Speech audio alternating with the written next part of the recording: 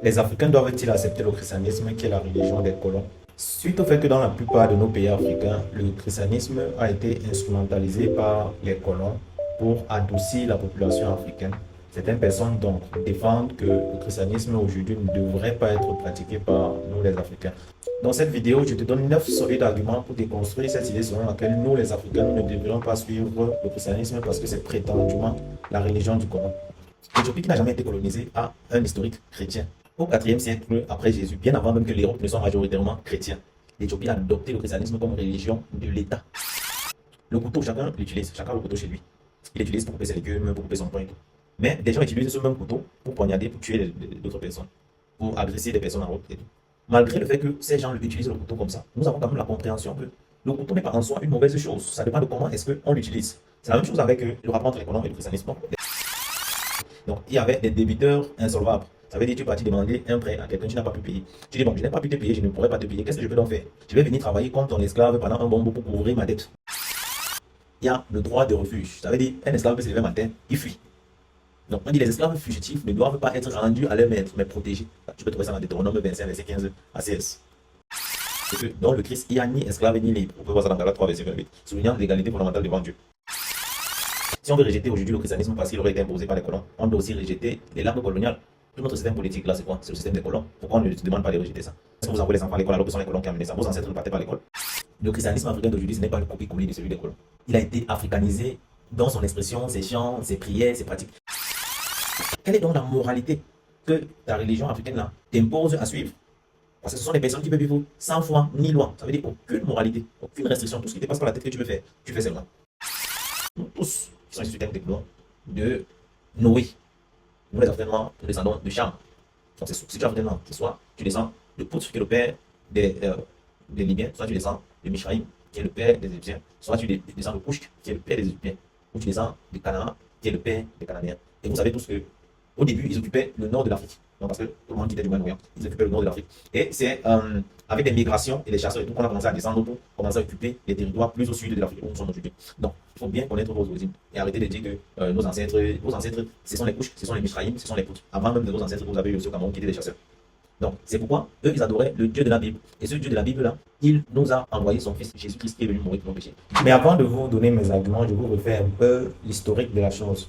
Donc, pendant la période coloniale, plusieurs puissances européennes ont utilisé le christianisme comme un outil de domination culturelle.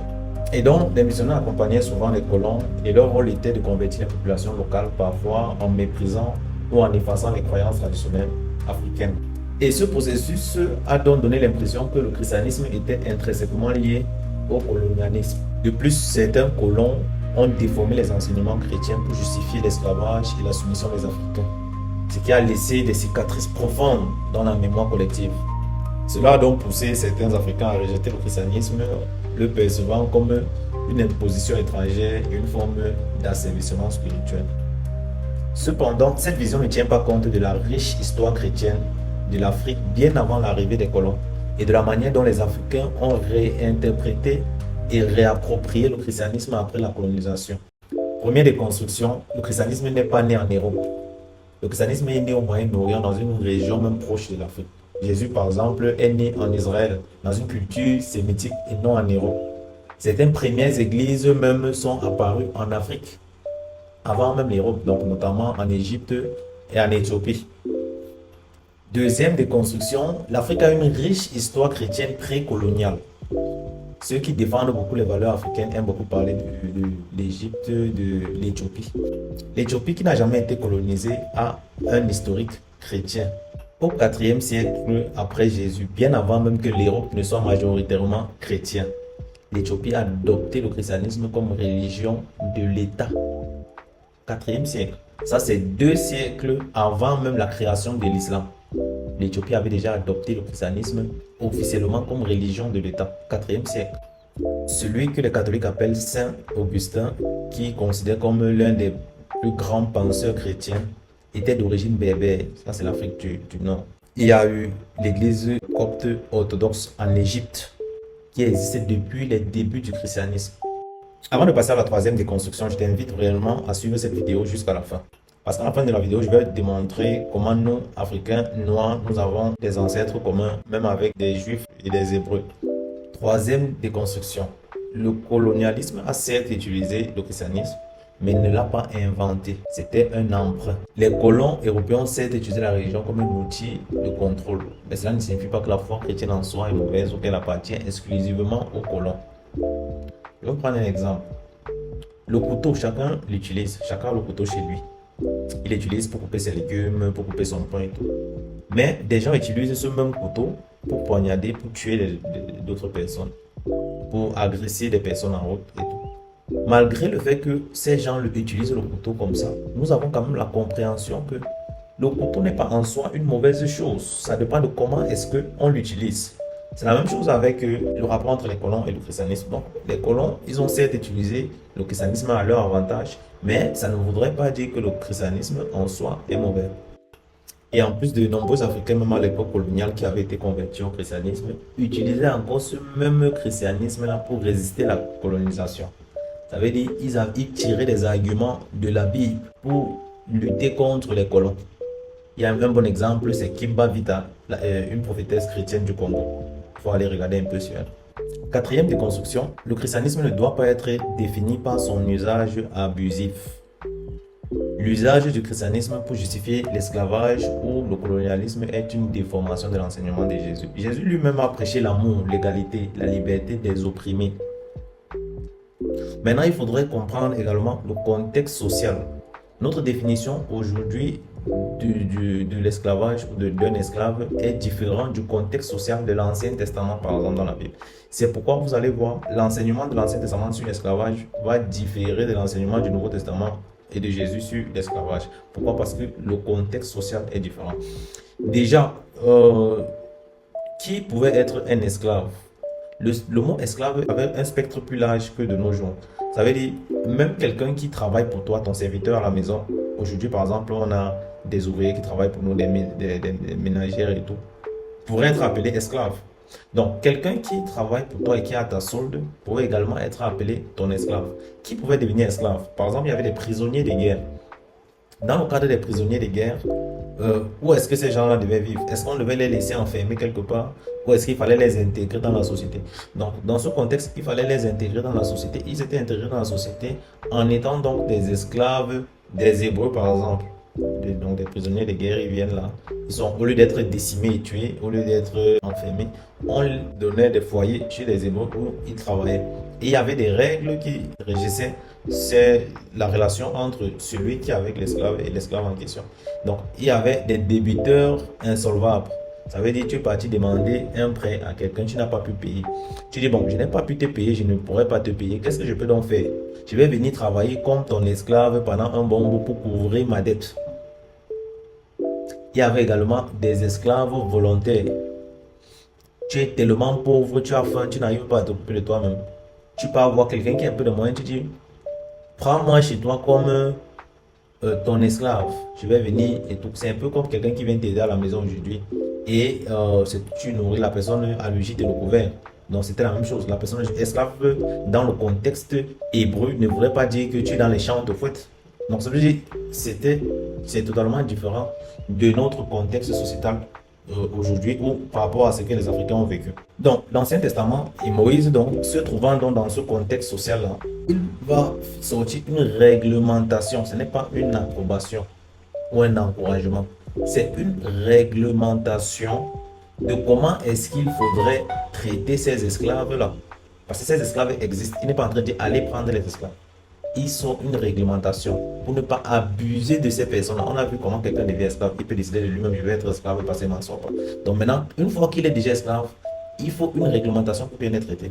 Donc maintenant, la réglementation dans la loi de Moïse, il y a la libération, ça c'est la libération des esclaves hébreux. Donc entre eux, les esclaves hébreux devaient être libérés après 5 ans de service. On peut trouver ça dans Exode 21, verset 2. Il y a la protection contre les mauvais traitements.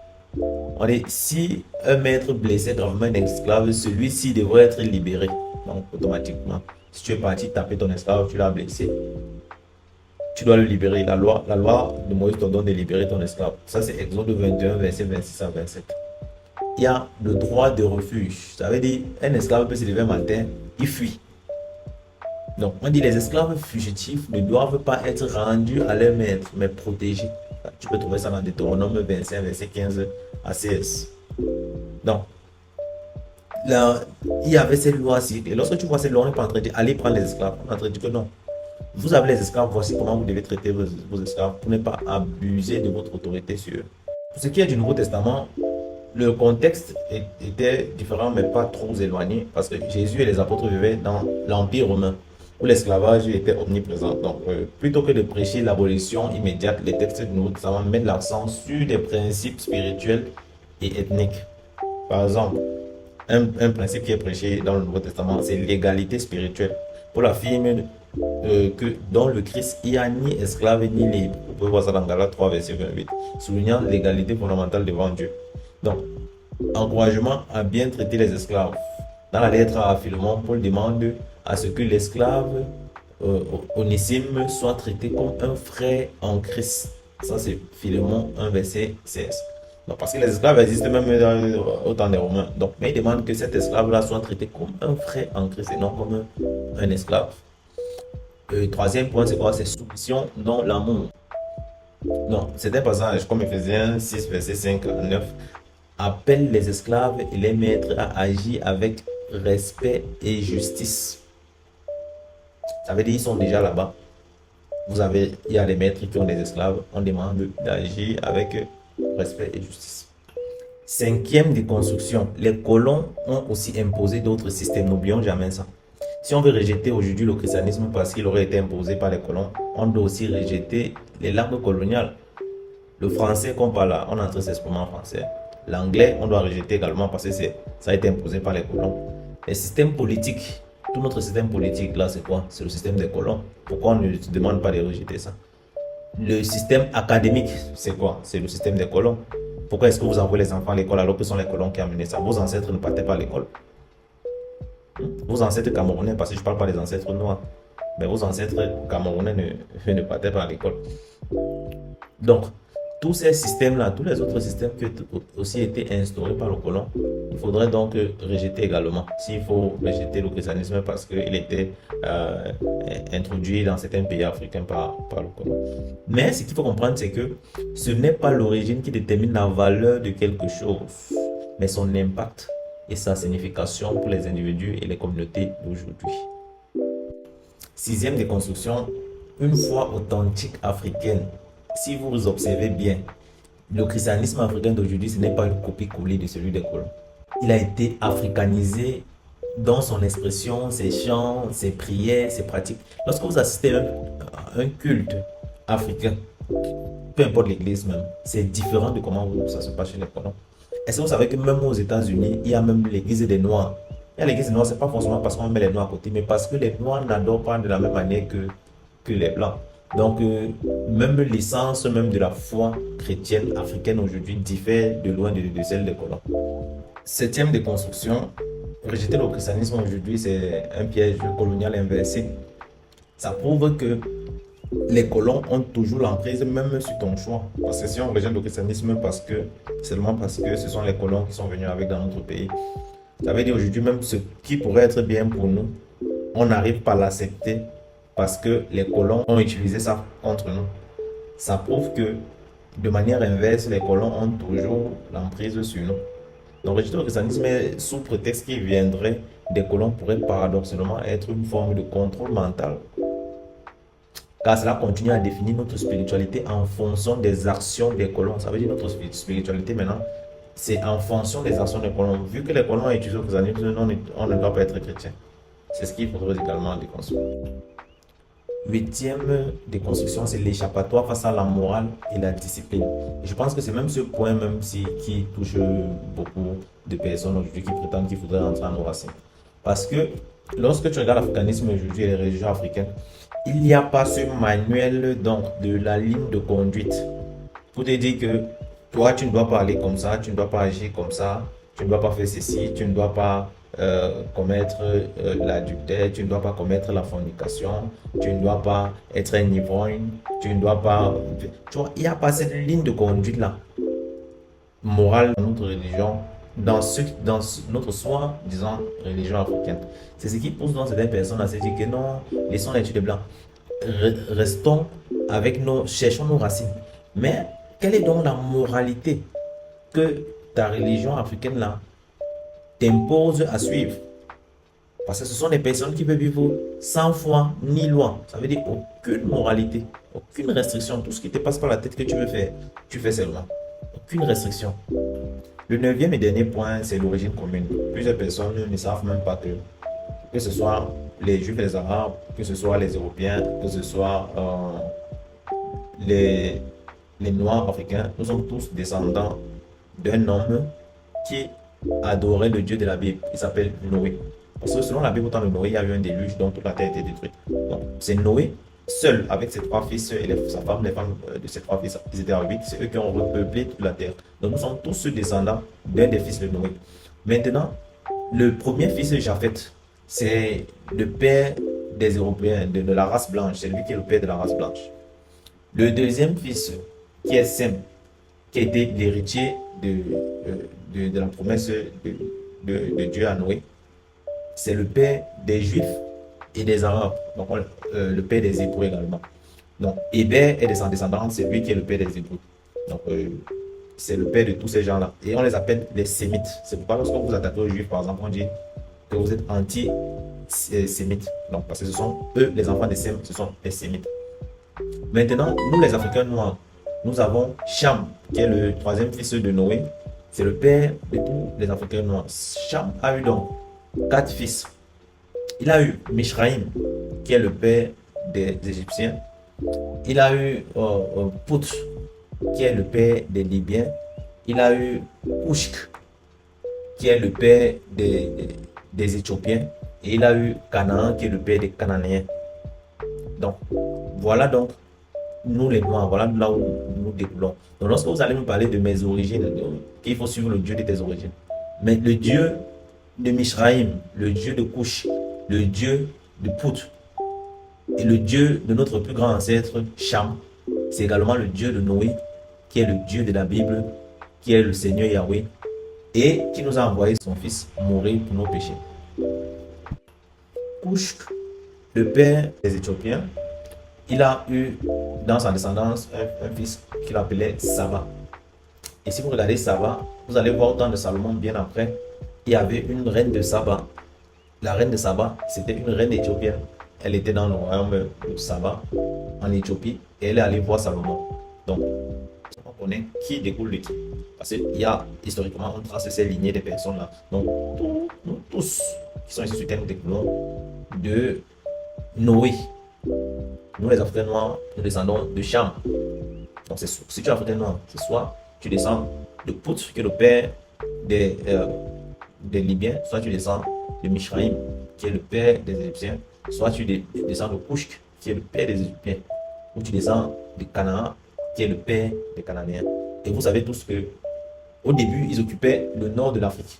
Donc, parce que tout le monde quittait du Moyen-Orient, ils occupaient le nord de l'Afrique. Et c'est avec des migrations et les chasseurs et tout qu'on a commencé à descendre pour commencer à occuper les territoires plus au sud de l'Afrique où nous sommes aujourd'hui. Donc, il faut bien connaître vos origines et arrêter de dire que vos ancêtres, ce sont les Kush, ce sont les Mishraïm, ce sont les Pout. Avant même de vos ancêtres que vous avez eu aussi au Cameroun qui étaient des chasseurs. Donc, c'est pourquoi eux, ils adoraient le Dieu de la Bible.